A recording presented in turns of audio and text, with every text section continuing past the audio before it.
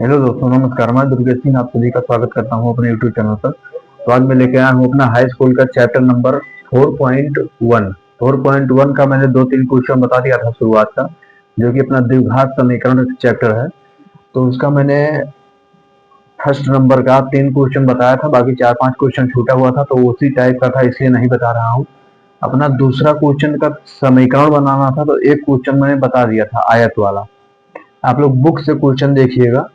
तो मैंने आयत वाला तो बता दिया था, बाकी अपना उसके बाद 3 क्वेश्चन और है। तो तीनों क्वेश्चन को मैं एक क्वेश्चन, एक दो क्वेश्चन बता देता हूँ उसमें से, बाकी समीकरण बना दूंगा। तो आप लोग उसको गुणनखंड कर लीजिएगा, वो उसका मान निकल जाएगा। तो बस क्या करना है हमको, उसमें दे रखा है अपना, मैंने शॉर्ट में क्वेश्चन लिखा हूँ। 3 क्वेश्चन था, तीनों क्वेश्चन में शॉर्ट में लिख लिया हूँ। तो तीनों क्वेश्चन का मैं इक्वेशन बना दूंगा और एक दो क्वेश्चन सॉल्व करवा दूंगा, बाकी आप लोग कर लीजिएगा। तो अपना 4.1 चैप्टर जो है वो समाप्त हो जाएगा, अपना आ जाएगा 4.2। तो इसमें क्या करना है, दो क्रमागत धनात्मक पूर्णांकों का गुणनफल दे रखा है। तो जो पूर्णांक के बारे में मैंने बताया था, वीडियो में पढ़ा होगा।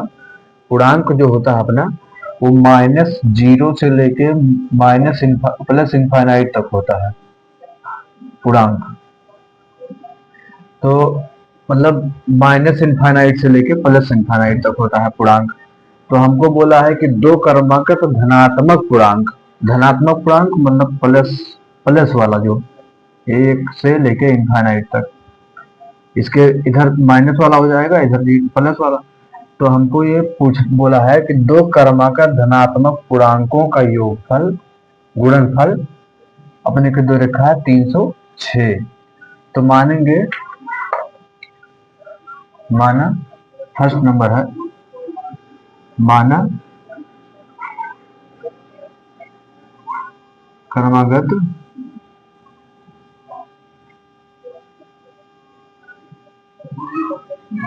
धनात्मक पूर्णांक, पूर्णांक जो है x और कामा x+1 है। अब ऐसे ही अगर दो दो बोला है तो x+1 हो गया, अगर 3 बोलता तो x+2 हो जाता, अगर 4 बोलता तो x+3 हो जाता। ऐसे ऐसे एक एक बढ़ाते चले जाते। तो ये अपना x, पहला वाला x और दूसरा एक बढ़ गया तो x+1। इसका गुणनफल दे रखा है कितना, 306। तो प्रश्नानुसार करेंगे, प्रश्नानुसार क्या हो जाएगा, x into x+1 is equal to 306। ये अपना गुणनफल इसका दे रखा है, ये अपना इक्वेशन बन गया। अब इसका गुणनखंड करेंगे। तो गुणनखंड मैंने बता रखा है, वैसे अभी तीनों का जब इक्वेशन बना लूंगा तो एक गुणनखंड किसी को बता दूंगा तो अपना दोनों लग जाएगा। तो अपना जो दूसरा क्वेश्चन है, उसमें रोहन है और रोहन की माँ है, और हमको रोहन की आयु बताना है। तो उसमें पहला दूसरा क्वेश्चन है कि रोहन जो है, रोहन की आयु से उसकी माँ जो है वो 26 वर्ष बड़ी है। उसकी माँ रोहन से 26 वर्ष बड़ी है, उस क्वेश्चन में बताया गया है। और बोला है कि 3 वर्ष के बाद, यहाँ मैंने शॉर्ट में क्वेश्चन लिखा हूँ, तो 3 वर्ष के बाद अगर मैंने इसे यहाँ से लिख लिया है कि रोहन की आयु अगर x वर्ष है तो उसकी माँ की आयु 26 वर्ष बड़ा है, तो प्लस कर दिया 26 वर्ष, मतलब जोड़ दिया। फिर बोला है कि 3 वर्ष के बाद उनकी आयु का गुणनफल 360 हो जाता है। तो 3 वर्ष बाद, यानी कि ये वाला जो अपना आयु है वो वर्तमान की आयु हुई x, उसकी रोहन की आयु, और x+26 वर्तमान में उसकी माँ की आयु है। तो 3 वर्ष के बाद क्या होगा, x+3, मतलब आज 1 साल का है तो 3 वर्ष के बाद x+3 का होगा। उसकी माँ कितने की होगी, 26 और 3 29 का, तो x+29 हो गया। अब इन दोनों का गुणनफल दे रखा है 360। बस अपना क्वेश्चन सॉल्व।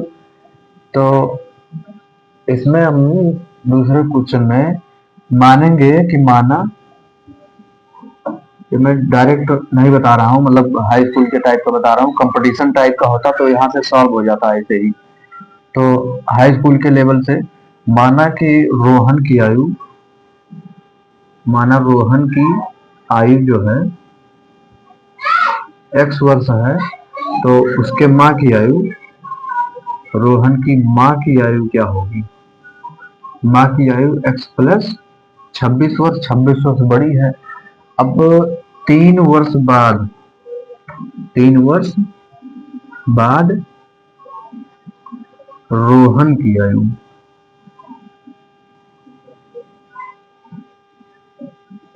आयु क्या होगा, x प्लस 3 हो जाएगा। अब 3 वर्ष बाद माँ की आयु क्या होगी, तो x प्लस 26 तो पहले से था, इसका वर्तमान आयु ये था इसकी माँ की, और 3 वर्ष जोड़ेंगे तो ये हो जाएगा, यानी कि x प्लस 29। ये उसकी वर्तमान, मतलब 3 वर्ष बाद इसकी माँ की आयु x प्लस 29 वर्ष आ गया। यहाँ मैंने शॉर्ट में लिखा था, ये कंपटीशन लेवल का है।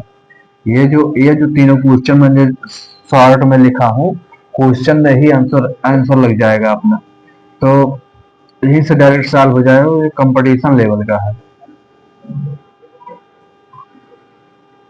कंपटीशन लेवल का है कि डायरेक्ट सॉल्व कर लेंगे यहाँ से। तो ये अपना हाई स्कूल लेवल वाला बता रहा हूँ कि माना रोहन की आयु x वर्ष, इसमें माना वाना पड़ता है कुछ ऐसा, तो बच्चों को समझ में आएगा इसलिए। और उसके माँ की आयु x प्लस 26 वर्ष, 3 वर्ष बाद रोहन की आयु x प्लस 3 वर्ष, 3 वर्ष बाद उसकी माँ की आयु x प्लस 26 प्लस 3, यानी कि x प्लस 29 वर्ष। अब इन दोनों का गुणनफल बोला है कि 360 है, तो इसको गुणा कर देंगे, यानी कि x प्लस 3, प्रश्नानुसार यहाँ लिख देंगे, प्रश्नानुसार क्या हो जाएगा, x plus 3 into x plus 29, तो x प्लस 29। अब इसका गुणनफल कितना दे रखा है, 360। ये भी अपना इक्वेशन बन गया है। इसको क्या करेंगे, मल्टीप्लाई कर लेंगे दोनों को, तो मल्टीप्लाई करेंगे तो एक्स स्क्वायर और प्लस 3x और 29x जुड़ेगा तो 32x हो जाएगा, और प्लस का 3 को 29 से करेंगे तो 87 आ जाएगा, इज इक्वल टू 360। ये 360 इधर लाएंगे तो एक्स स्क्वायर प्लस का 32x और माइनस का 87 घटेगा इसमें से, ये माइनस का होगा तो माइनस 273 बचेगा, तो ये अपना बराबर 0। ये अपना इक्वेशन बन गया। जैसे ये इक्वेशन बना था कि x square plus x plus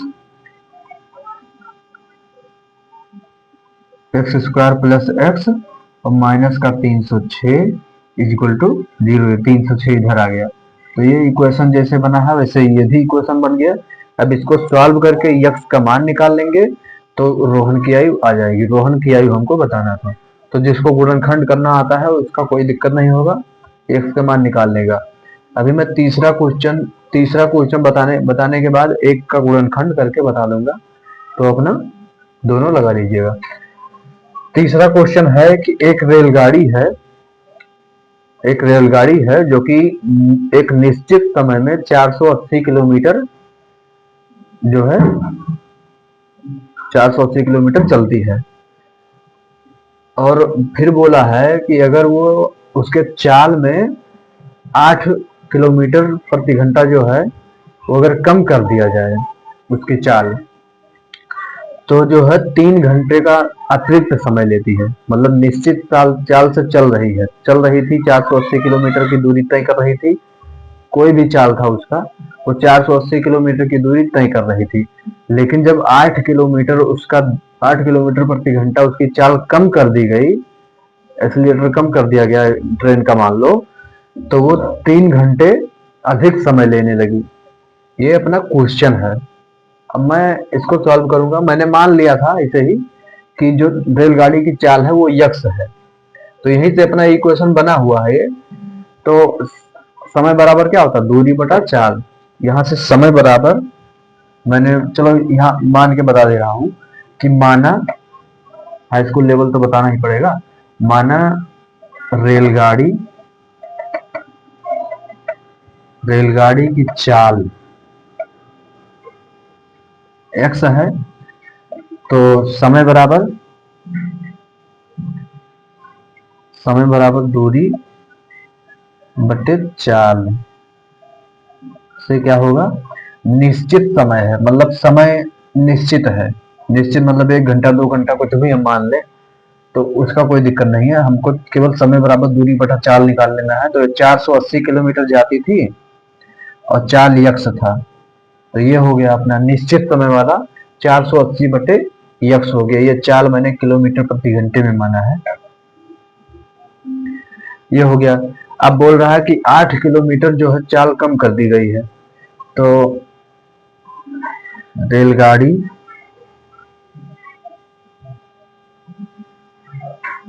की चाल 8 किलोमीटर पर आवर कम करने पर समय बराबर क्या होगा, दूरी बटे चाल। तो दूरी कितना है 480 बटे चाल कम कर दी गई है x माइनस 8, ये अपना आ गया। अब बोल रहा है कि जो ये मतलब इसकी समय था और ये समय, इन दोनों समय का अंतर कितना आया, 3 वर्ष। जब ये 8 किलोमीटर प्रति घंटा जो है चाल कम कर दिया गया रेलगाड़ी का, तो समय का अंतर 3 वर्ष का आया। तो ये जो जा रहा तीन तीन मतलब 3 घंटे का आया, तो ये प्रश्न अनुसार क्या हो जाएगा, यहाँ से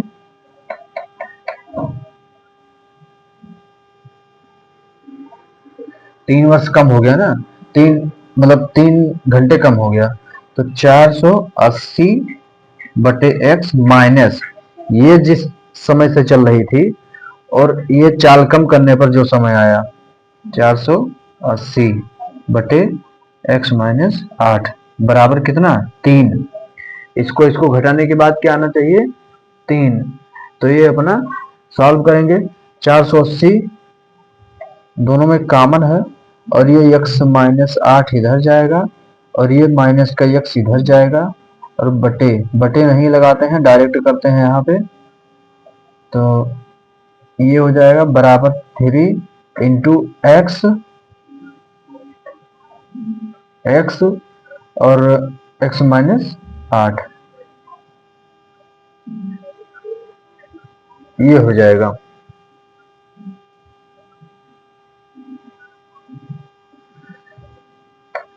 ये हो गया।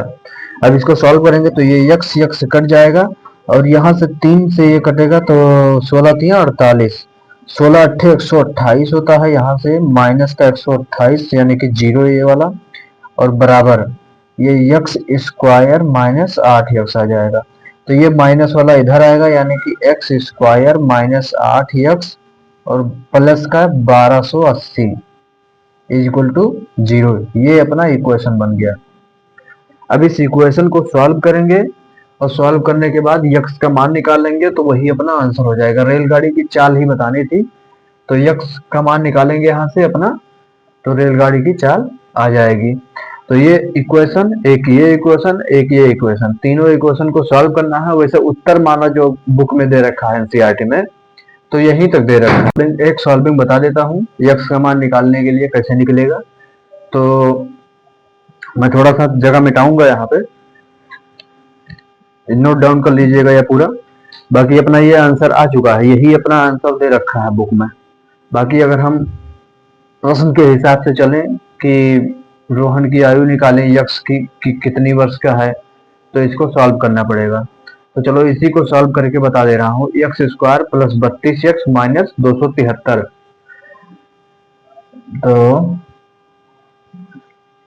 तो इसको मिटा रहा हूँ, ये तो मैंने बुक पूरा सॉल्व कर लिया है ना। ये प्रश्न है, प्रश्न मिटा दे रहा हूँ, बाकी आप लोग देखिएगा। क्या है ये, एक्स स्क्वायर और प्लस 32 एक्स और माइनस का 273 इक्वल टू 0। क्या करेंगे, 273 का एलसीएम निकालेंगे बैठाने के लिए। तो 3 9 27, 3 का नाम 3 और 7 से करेंगे तो 13 बार में, 13 से करेंगे तो एक बार में।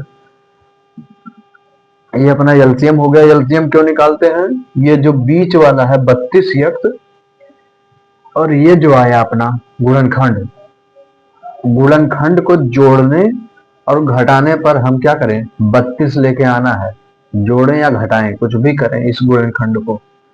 तो इस गुणनखंड को यानी कि 13 तिया 39 और -7 अगर करेंगे तो 32 आ जाएगा।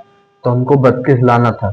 इस तरह से हमको बीच वाली संख्या लेके आना है, और साइन के साथ, प्लस है तो प्लस के साथ, माइनस है तो माइनस के साथ। कैसे आएगा माइनस के साथ, अगर माइनस होता तो यहाँ माइनस लगा देते, यहाँ प्लस, तो माइनस का आ जाता 32।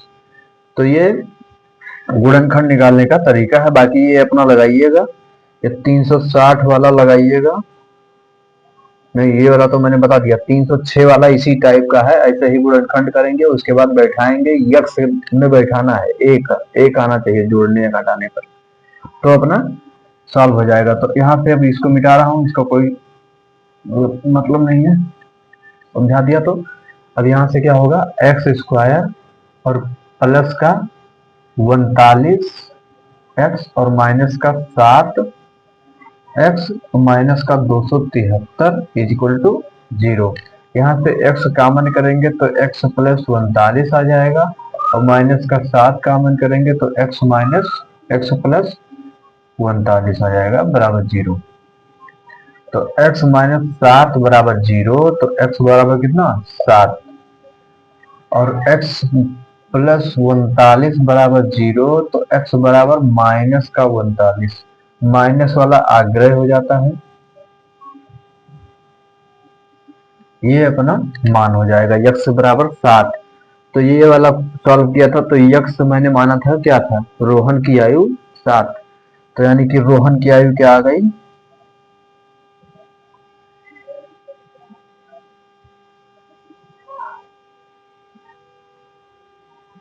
7 वर्ष। रोहन की आयु अपना 7 वर्ष आ गया। तो अपना जो 4.1 चैप्टर समाप्त हो चुका है।